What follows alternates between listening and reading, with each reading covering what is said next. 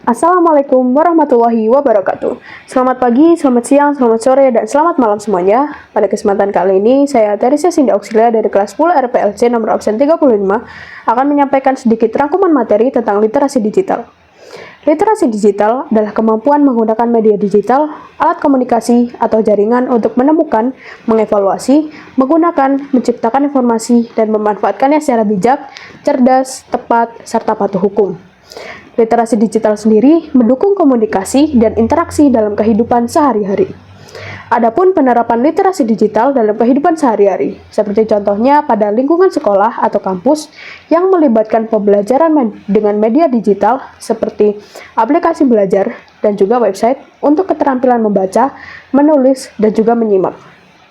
Lalu yang selanjutnya ada pada lingkungan masyarakat. Masyarakat memanfaatkan media online seperti e-banking, e-commerce, dan media sosial untuk kebutuhan sehari-hari. Lalu, ada juga 5 dampak positif literasi digital. Dampak positif yang pertama yaitu kemampuan menggunakan teknologi untuk informasi dan hiburan. Dampak positif yang kedua, kecakapan berpikir kritis dalam menganalisis data.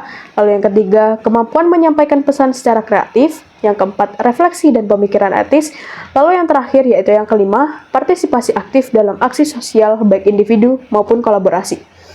Setelah terdapat dampak positif, tentu akan ada juga dampak negatif dari literasi digital, yaitu seperti contoh, kesulitan bersosialisasi, privasi berkurang, akibat publikasi tidak bijak, lalu yang selanjutnya risiko kejahatan cyber, lalu yang terakhir penyebaran berita hoax.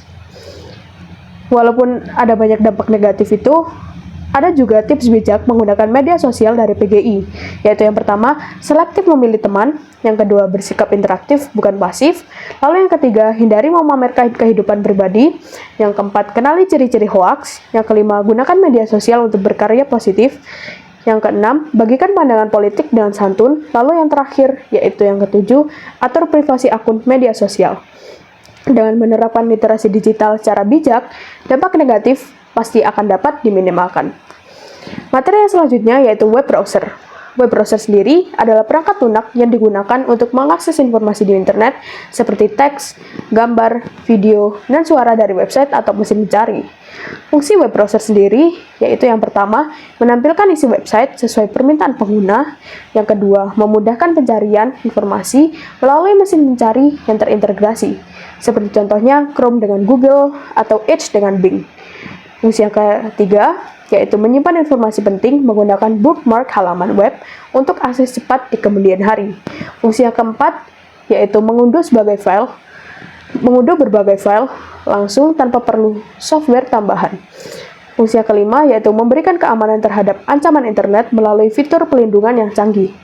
Ada pula jenis-jenis web browser, yaitu yang pertama Chrome, yang kedua Safari, yang ketiga Mozilla Firefox, yang keempat Microsoft Edge, kelima UC Browser, lalu yang terakhir yaitu yang keenam Opera. Materi selanjutnya yaitu tentang search engine. Search engine adalah program berbasis web yang digunakan untuk mencari informasi di World Wide Web atau WWW dengan memasukkan kata kunci tertentu. Fungsi search engine sendiri adalah sebagai alat untuk menyediakan informasi dengan cara mendaftar, mengindeks, dan mendata atau crawling situasi yang ada di internet. Ada pula 3 cara kerja search engine, yaitu yang pertama adalah cara crawling. Proses di mana bots atau spiders mengunjungi, menurut halaman, dan ekstrak link untuk menemukan halaman tertentu. Cara yang kedua yaitu indexing. URL ditemukan dan diberi angka relevansi berdasarkan sinyal seperti kata kunci atau keywords, jenis konten menggunakan skema mikrodata, dan kebaruan atau waktu terakhir halaman diperbarui. Cara yang terakhir yaitu cara yang ketiga adalah ranking.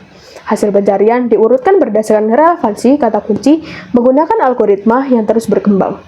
Lalu ada juga jenis-jenis search engine. Yang pertama adalah Google, kedua Bing, ketiga Yahoo, keempat Baidu, kelima DuckDuckGo, lalu yang terakhir Yandex.